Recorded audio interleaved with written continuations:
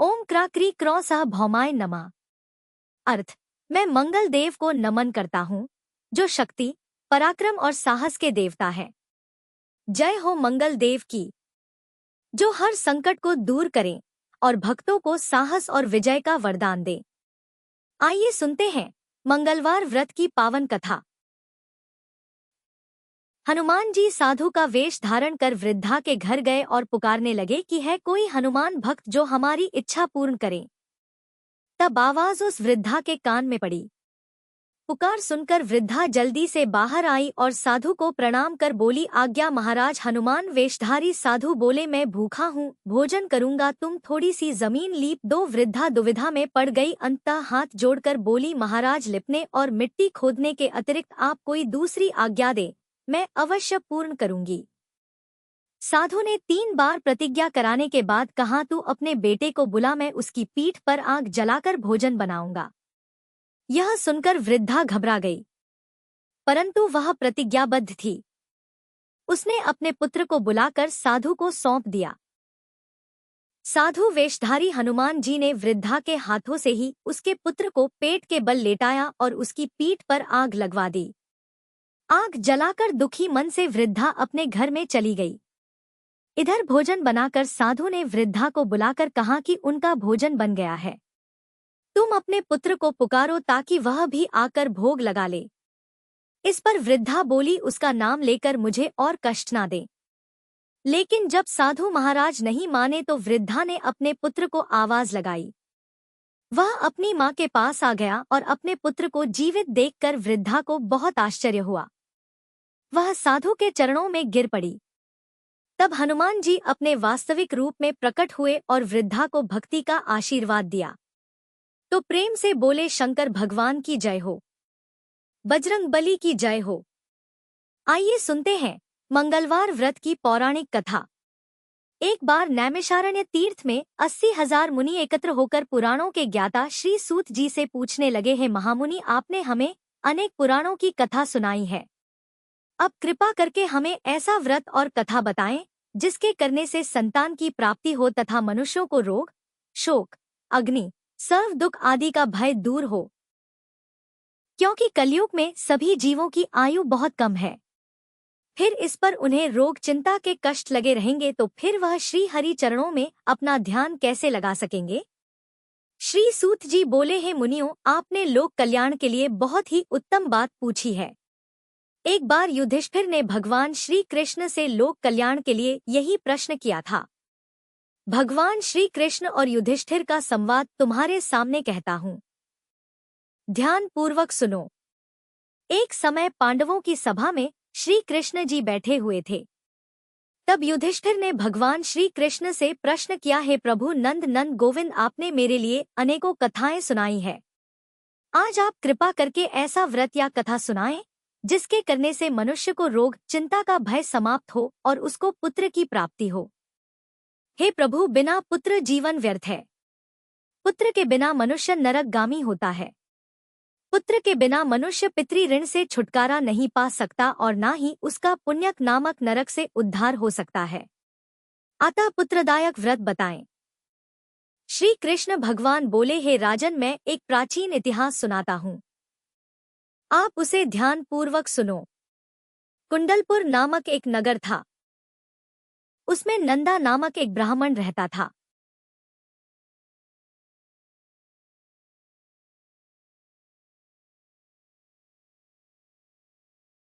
भगवान की कृपा से उसके पास सब कुछ था, फिर भी वह दुखी था।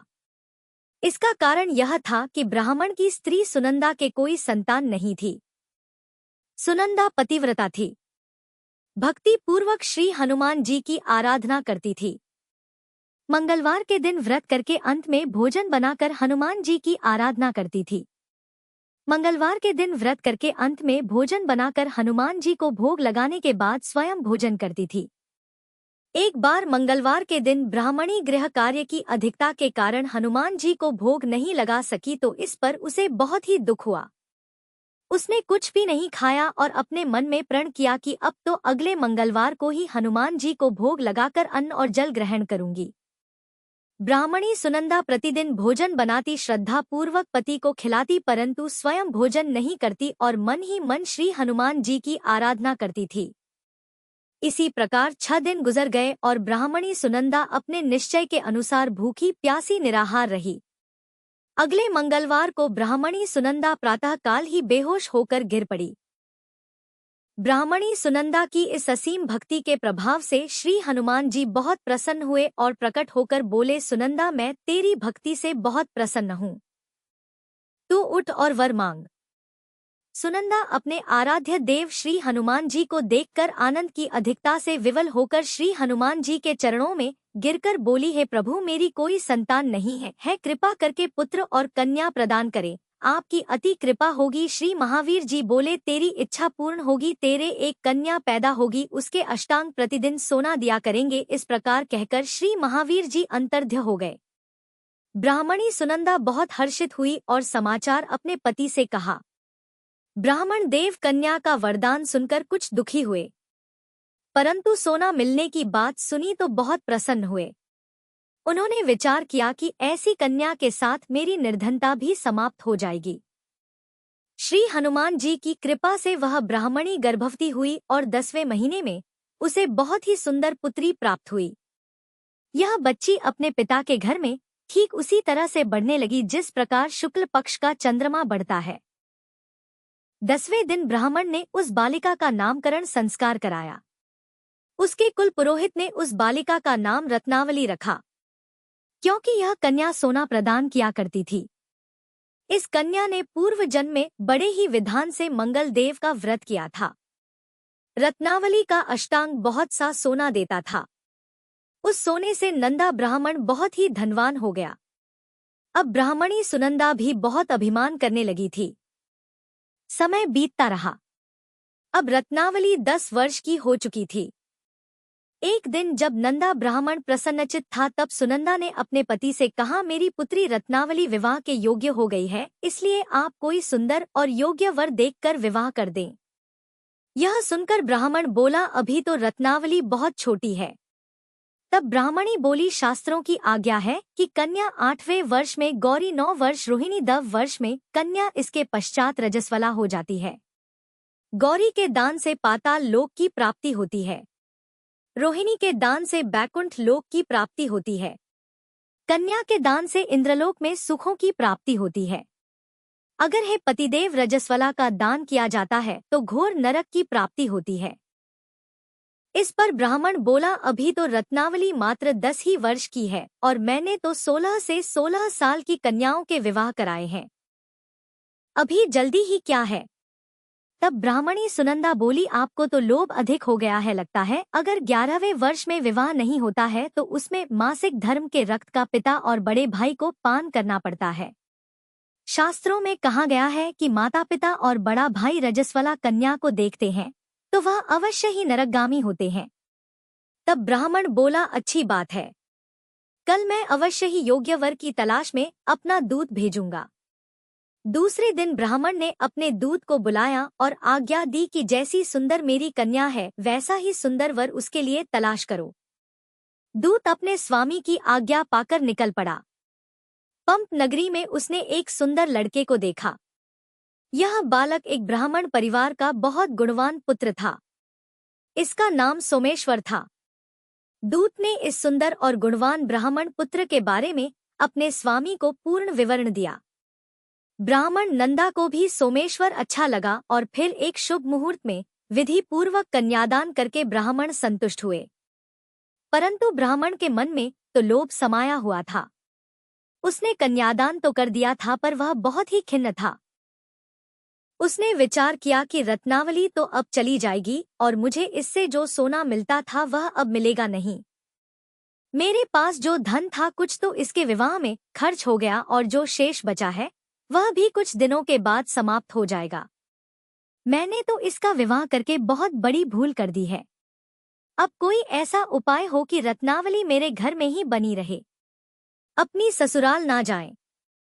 लोभ रूपी राक्षस ब्राह्मण के मस्तिष्क पर छाता जा रहा था। रात भर अपनी शैया पर बेचैनी से करवटें बदलते बदलते उसने एक बहुत ही क्रूर निर्णय लिया। उसने विचार किया कि जब रत्नावली को उसका पति सोमेश्वर अपने घर के लिए जाएगा तो वह मार्ग में छिपकर सोमेश्वर का वध कर देगा और अपनी लड़की को अपने घर ले आएगा, जिससे नियमित रूप से उसे सोना भी मिलता रहेगा और समाज का कोई मनुष्य उसे दोष भी नहीं दे सकेगा। जब अगले दिन सुबह हुई तो नंदा और सुनंदा ने अपनी जमाई तथा लड़की को बहुत सारा धन देकर विदा किया। सोमेश्वर अपनी पत्नी रत्नावली को लेकर ससुराल से अपने घर की तरफ चल दिया। ब्राह्मण नंदा महालोभ के वशीभूत होकर अपनी मति खो चुका था। पाप पुण्य का उसे विचार नहीं रहा था। अपने भयानक और क्रूर निर्णय को कार्य रूप देने के लिए उसने अपने दूत को मार्ग में अपनी जमाई का वध कराने के लिए भेज दिया था, ताकि रत्नावली से प्राप्त होने वाला सोना उसे हमेशा मिलता रहे और वह कभी निर्धन ना हो। ब्राह्मण के दूत ने अपने स्वामी की आज्ञा का पालन करते हुए उसके जमाई सोमेश्वर का मार्ग में ही वध कर दिया।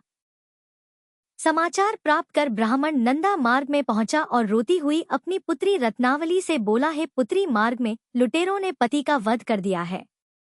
भगवान की इच्छा के आगे किसी का वश नहीं चलता है। अब तू घर चल, वहां पर ही रहकर शेष जीवन व्यतीत करना। जो भाग्य में लिखा है वही होगा। अपने पति की अकाल मृत्यु से रत्नावली बहुत दुखी हुई। करुण क्रंदन और रुदन करती हुई अपने पिता से बोली, है पिताजी, इस संसार में जिस स्त्री का पति नहीं है उसका जीना व्यर्थ है।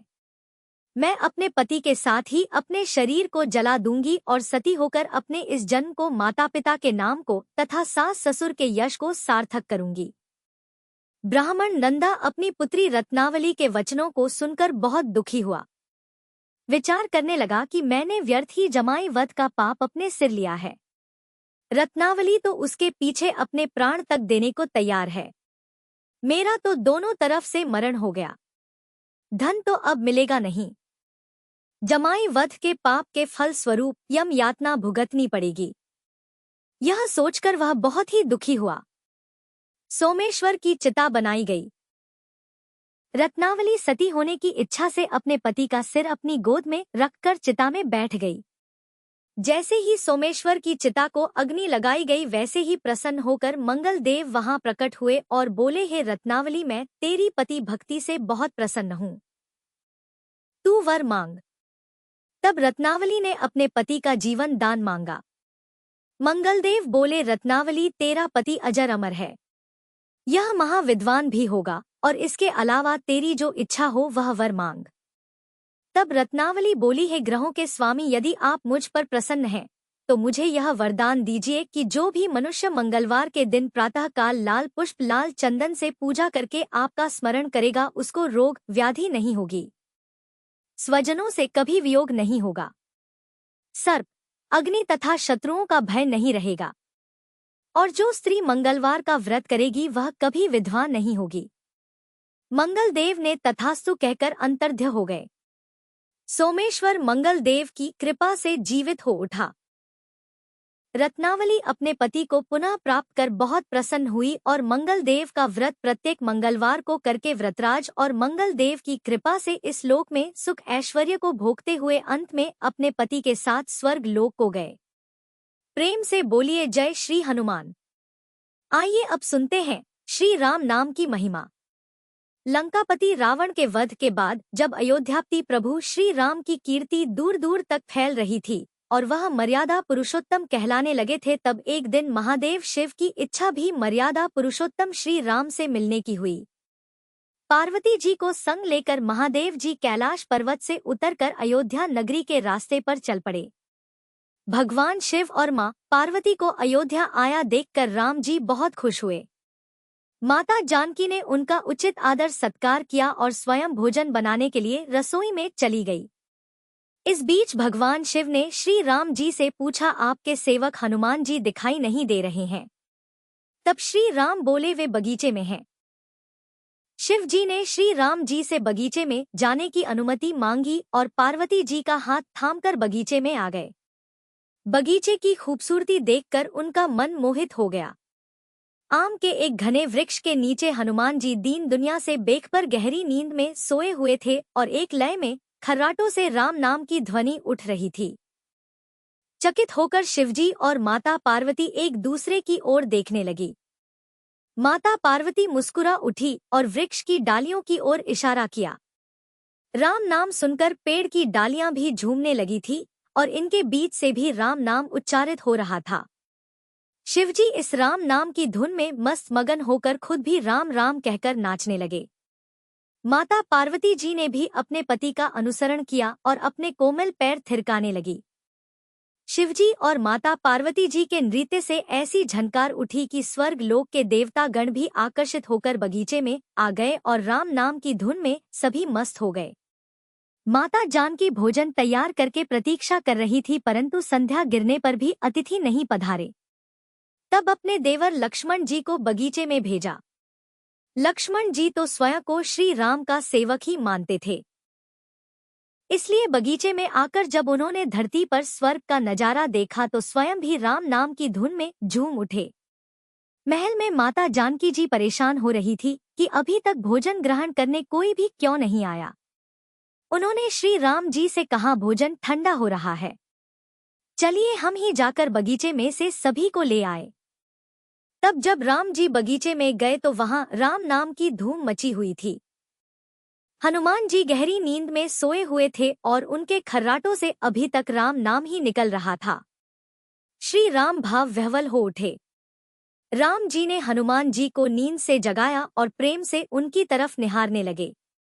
हनुमान जी प्रभु को आया देखकर शीघ्रता से उठकर खड़े हो गए। नृत्य की सभा भंग हो गई। शिव जी खुले कंठ से हनुमान जी की राम भक्ति की सराहना करने लगे। हनुमान जी सकुचाए लेकिन मन ही मन खुश हो रहे थे। श्री सियाराम ने भोजन करने का आग्रह भगवान शिव जी से किया। सभी लोग महल में भोजन करने के लिए चल पड़े।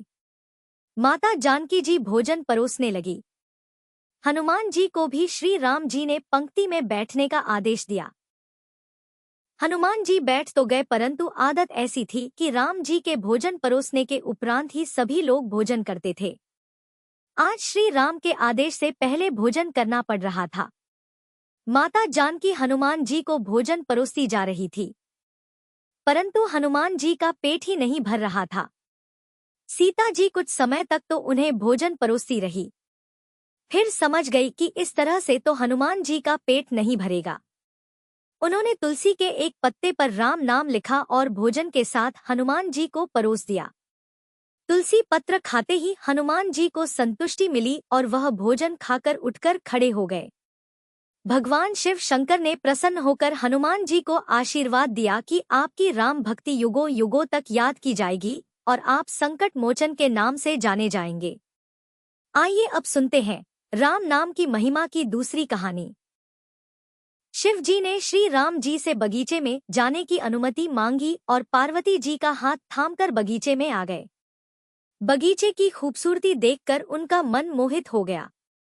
आम के एक घने वृक्ष के नीचे हनुमान जी दीन दुनिया से बेखबर गहरी नींद में सोए हुए थे और एक लय में खर्राटों से राम नाम की ध्वनि उठ रही थी। चकित होकर शिवजी और माता पार्वती एक दूसरे की ओर देखने लगी। माता पार्वती मुस्कुरा उठी और वृक्ष की डालियों की ओर इशारा किया। राम नाम सुनकर पेड़ की डालियां भी झूमने लगी थी और इनके बीच से भी राम नाम उच्चारित हो रहा था। शिवजी इस राम नाम की धुन में मस्त मगन होकर खुद भी राम राम कहकर नाचने लगे। माता पार्वती जी ने भी अपने पति का अनुसरण किया और अपने कोमल पैर थिरकाने लगी। शिवजी और माता पार्वती जी के नृत्य से ऐसी झनकार उठी कि स्वर्ग लोक के देवता गण भी आकर्षित होकर बगीचे में आ गए और राम नाम की धुन में सभी मस्त हो गए। माता जानकी भोजन तैयार करके प्रतीक्षा कर रही थी, परंतु संध्या गिरने पर भी अतिथि नहीं पधारे। तब अपने देवर लक्ष्मण जी को बगीचे में भेजा। लक्ष्मण जी तो स्वयं को श्री राम का सेवक ही मानते थे, इसलिए बगीचे में आकर जब उन्होंने धरती पर स्वर्ग का नजारा देखा तो स्वयं भी राम नाम की धुन में झूम उठे। महल में माता जानकी जी परेशान हो रही थी कि अभी तक भोजन ग्रहण करने कोई भी क्यों नहीं आया। उन्होंने श्री राम जी से कहा, भोजन ठंडा हो रहा है, चलिए हम ही जाकर बगीचे में से सभी को ले आए।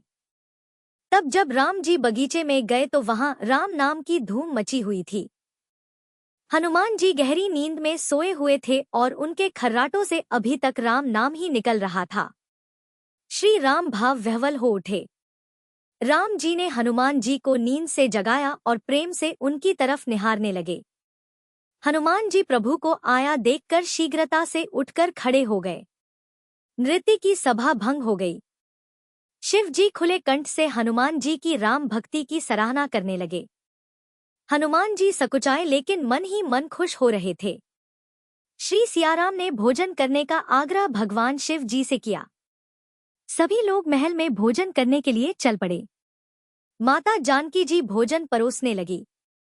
हनुमान जी को भी श्री राम जी ने पंक्ति में बैठने का आदेश दिया। हनुमान जी बैठ तो गए, परंतु आदत ऐसी थी कि राम जी के भोजन परोसने के उपरांत ही सभी लोग भोजन करते थे। आज श्री राम के आदेश से पहले भोजन करना पड़ रहा था। माता जानकी हनुमान जी को भोजन परोसती जा रही थी, परंतु हनुमान जी का पेट ही नहीं भर रहा था। सीता जी कुछ समय तक तो उन्हें भोजन परोसती रही, फिर समझ गई कि इस तरह से तो हनुमान जी का पेट नहीं भरेगा। उन्होंने तुलसी के एक पत्ते पर राम नाम लिखा और भोजन के साथ हनुमान जी को परोस दिया। तुलसी पत्र खाते ही हनुमान जी को संतुष्टि मिली और वह भोजन खाकर उठकर खड़े हो गए। भगवान शिव शंकर ने प्रसन्न होकर हनुमान जी को आशीर्वाद दिया कि आपकी राम भक्ति युगों युगों तक याद की जाएगी और आप संकट मोचन के नाम से जाने जाएंगे। आइए अब सुनते हैं राम नाम की महिमा की दूसरी कहानी। महादेव जी को एक बार बिना कारण के किसी को प्रणाम करते देखकर पार्वती जी ने पूछा, आप किसको प्रणाम करते रहते हैं? तब शिव जी ने अपनी धर्मपत्नी पार्वती जी से कहा कि हे देवी, जो व्यक्ति एक बार राम कहता है उसे मैं 3 बार प्रणाम करता हूँ। पार्वती जी ने एक बार शिव जी से पूछा, आप श्मशान में क्यों जाते हैं और यह चिता की भस्म शरीर पर क्यों लगाते हैं? उसी समय शिवजी पार्वती जी को श्मशान ले गए। वहां एक शव अंतिम संस्कार के लिए लाया गया। लोग राम नाम सत्य है कहते हुए शव को ला रहे थे।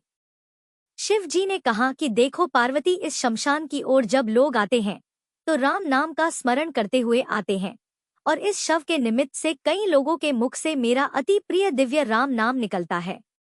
उसी को सुनने मैं श्मशान में आता हूँ और इतने लोगों के मुख से राम नाम का जप करवाने में निमित्त बनने वाले इस शव का मैं सम्मान करता हूँ, प्रणाम करता हूँ और अग्नि में जलने के बाद उसकी भस्म को अपने शरीर पर लगा लेता हूँ। राम नाम बुलवाने वाले के प्रति मुझे इतना प्रेम है। एक बार शिव जी कैलाश पर पहुंचे और पार्वती जी से भोजन मांगा। तब पार्वती जी विष्णु सहस्त्र नाम का पाठ कर रही थी। पार्वती जी ने कहा, अभी पाठ पूरा नहीं हुआ है, कृपया थोड़ी देर प्रतीक्षा कीजिए। तब शिव जी ने कहा कि इसमें तो समय और श्रम दोनों लगेंगे। संत लोग जिस तरह से सहस्त्र नाम को छोटा कर लेते हैं और नित्य जपते हैं, वैसा उपाय कर लो। तो पार्वती जी ने पूछा कि वो उपाय कैसे करते हैं, मैं सुनना चाहती हूँ। तो शिव जी ने बताया, केवल एक बार राम कह लो, तुम्हें सहस्त्र नाम भगवान के 1000 नाम लेने का फल मिल जाएगा। एक राम नाम 1000 दिव्य नामों के समान है। तब पार्वती जी ने वैसा ही किया। भगवान बोले, श्री राम राम रामेति रमे रामे मनोरमे सहस्त्र नाम तत्तुल्यम राम नाम वरान्य। यह राम नाम सभी आपदाओं को हरने वाला, सभी संपदाओं को देने वाला दाता है, सारे संसार को विश्राम या शांति प्रदान करने वाला है। इसलिए मैं इसे बार बार प्रणाम करता हूँ। भवसागर की सभी समस्याओं और दुखों के बीजों को भूंज के रख देने वाला, समूल नष्ट कर देने वाला, सुख संपत्तियों को अर्जित करने वाला, यमदूतों को खदेड़ने वाला केवल राम नाम का जप है। इसलिए प्रयास पूर्वक स्वयं भी राम नाम जपते रहना चाहिए और दूसरों को भी प्रेरित करके राम नाम जपना चाहिए। इससे अपना और दूसरों का तुरंत कल्याण हो जाता है। यही सबसे सुलभ और अचूक उपाय है। इसलिए हमारे देश में प्रणाम राम राम कहकर किया जाता है। आइए अब सुनते हैं बिल्व वृक्ष की महिमा। एक बार नारद जी ने भोलेनाथ जी की स्तुति करके पूछा कि प्रभु, आपको प्रसन्न करने के लिए सबसे उत्तम और सुलभ साधन क्या है? हे त्रिलोकीनाथ, आप तो निर्विकार और निष्काम है, आप सहज ही प्रसन्न हो जाते हैं। फिर भी मेरे जानने की इच्छा है कि आपको क्या प्रिय है। तब शिव जी बोले, नारद जी, वैसे तो मुझे भक्त के भाव सबसे प्रिय है, फिर भी आपने पूछा है तो मैं बताता हूँ। मुझे जल के साथ साथ बिल्व पत्र बहुत प्रिय है। जो अखंड बिल्व पत्र मुझे श्रद्धा से अर्पित करते हैं, मैं उन्हें अपने लोक में स्थान देता हूँ। नारद जी भगवान शंकर और माता पार्वती की वंदना करके अपने लोक को चले गए।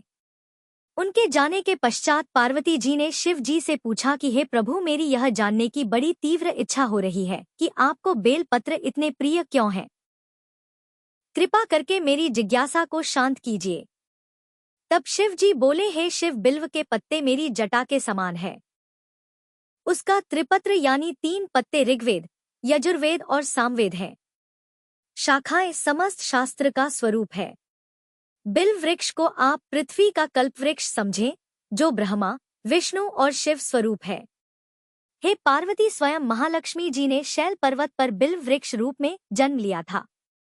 इस कारण भी बेल का वृक्ष मेरे लिए अति प्रिय है। महालक्ष्मी जी ने बिल्व का रूप धरा। यह सुनकर पार्वती जी कौतूहल में पड़ गई और पार्वती जी कौतूहल से उपजी जिज्ञासा को रोक ना पाई। उन्होंने पूछा, देवी लक्ष्मी ने आखिर बिल्व वृक्ष का रूप क्यों लिया? आप यह कथा विस्तार से कहें। तब भोलेनाथ ने देवी पार्वती जी को कथा सुनाना आरंभ किया। हे देवी, सतयुग में ज्योति रूप में मेरे अंश का रामेश्वर लिंग था। ब्रह्मा आदि देवों ने उसका विधिवत पूजन अर्चन किया था। इसका परिणाम यह हुआ कि मेरे अनुग्रह से वाणी देवी सबकी प्रिय हो गई। वे भगवान विष्णु को सतत प्रिय हो गई। मेरे प्रभाव से भगवान केशव के मन में वाग देवी के लिए जितनी प्रीति उत्पन्न हुई वह स्वयं लक्ष्मी जी को नहीं भाई। लक्ष्मी देवी का श्री हरि के प्रति मन में कुछ दुराव पैदा हो गया। वह चिंतित और रुष्ट होकर चुपचाप परम उत्तम श्री शैल पर्वत पर चली गई। वहां उन्होंने तप करने का निश्चय किया और उत्तम स्थान का चयन करने लगी। महालक्ष्मी ने उत्तम स्थान का निश्चय करके मेरे लिंग विग्रह की उग्र तपस्या प्रारंभ की। उनकी तपस्या कठोरतम होती जा रही थी।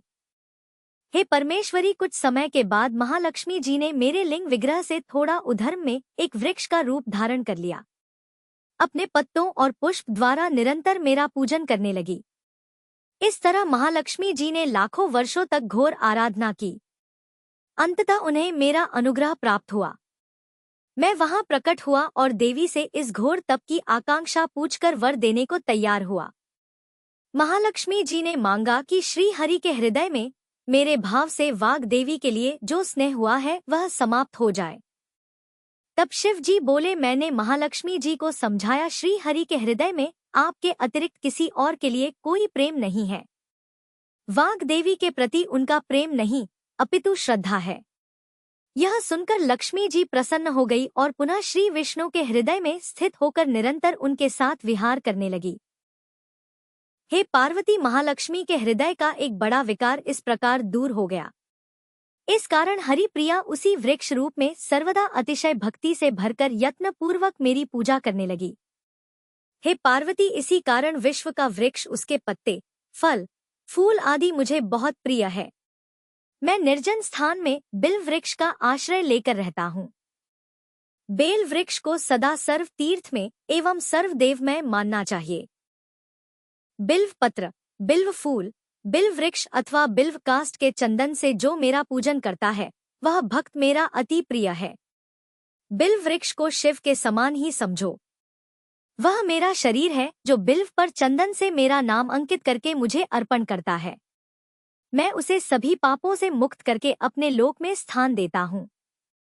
हे देवी, उस व्यक्ति को स्वयं लक्ष्मी जी भी नमस्कार करती हैं जो मेरा पूजन करते हैं। जो बिल्व मूल में प्राण छोड़ता है उसको रुद्र देह प्राप्त होता है और ऐसे मनुष्य पर सदैव ही माता लक्ष्मी की कृपा रहती है और साथ ही साथ भगवान नारायण की कृपा भी उन पर सदैव बनी रहती है। प्रेम से बोलिए भगवान शिव और माता पार्वती की जय। आइए अब सुनते हैं मंगलवार को सुनी जाने वाली मंगला गौरी माता की पौराणिक कथा। कुरु देश में श्रुत कीर्ति नामक एक विद्वान कीर्तिशाली शत्रुओं का नाश करने वाला 64 कलाओं का ज्ञाता तथा धनुर्विद्या में कुशल राजा हुआ था। पुत्र के अलावा अन्य सभी शुभ चीजें उस राजा के पास थी। इसलिए वह राजा संतान के विषय में अत्यंत चिंतित हुआ और जब ध्यान पूर्वक देवी की आराधना करने लगा तब उसकी कठोर तपस्या से देवी प्रसन्न हो गई और उससे यह वचन बोली कि हे सुव्रत वर मांगो। तब श्रुत कीर्ति बोला, हे देवी, यदि आप मुझ पर प्रसन्न हो तो मुझे सुंदर पुत्र दीजिए। हे देवी, आपकी कृपा से अन्य किसी भी वस्तु का अभाव नहीं है। तब उसका यह वचन सुनकर पवित्र मुस्कान वाली देवी ने कहा, राजन, तुमने अत्यंत दुर्लभ वर मांगा है, फिर भी कृपा वर्ष मैं तुम्हें अवश्य दूंगी। किंतु हे राजन सुनिए, यदि परम गुण पुत्र चाहते हो तो वह केवल 16 वर्ष तक जीवित रहेगा, और यदि रूप तथा विद्या से पुत्र चाहते हो तो दीर्घजीवी होगा। देवी का यह वचन सुनकर राजा चिंतित हो उठा और पुनः अपनी पत्नी से परामर्श करके उसने गुणवान तथा सभी शुभ लक्षणों से संपन्न 16 वर्ष की आयु वाला पुत्र मांगा। तब देवी ने भक्ति संपन्न राजा से कहा, हे नृपनंदन, मेरे मंदिर के द्वार पर आम का वृक्ष है, उसका एक फल लाकर मेरी आज्ञा से अपनी पत्नी को उसे भक्षण हेतु प्रदान करो, जिससे वह शीघ्र ही गर्भ धारण करेगी, इसमें संदेह नहीं है। प्रसन्न होकर राजा ने वैसा ही किया और उसकी पत्नी ने गर्भ धारण कर लिया। 10वें महीने में उसने देवतुल्य सुंदर पुत्र को जन्म दिया। तब हर्ष तथा शोक से युक्त राजा ने बालक का जात कर्म आदि संस्कार किया और शिव का स्मरण करते हुए उसका नाम चिरायु रखा। इसके बाद पुत्र के 16 वर्ष के होने पर पत्नी सहित राजा चिंता में पड़ गए और वे विचार करने लगे कि यह पुत्र बड़े कष्ट से प्राप्त हुआ है और मैं इसकी दुखद मृत्यु अपने ही सामने कैसे देख सकूंगा। ऐसा विचार करके राजा ने पुत्र को उसके मामा के साथ काशी भेज दिया। प्रस्थान के समय राजा की पत्नी ने अपने भाई से कहा कि आप मेरे पुत्र को काशी ले जाइए। मैंने भगवान मृत्युंजय से पूर्व में पुत्र के लिए प्रार्थना की थी और कहा था कि हे विश्वेश, आप जगतपति की यात्रा के लिए मैं उस पुत्र को अवश्य भेजूंगी। अतः आप मेरे पुत्र को आज ही ले जाइए और सावधानी पूर्वक इसकी रक्षा कीजिएगा।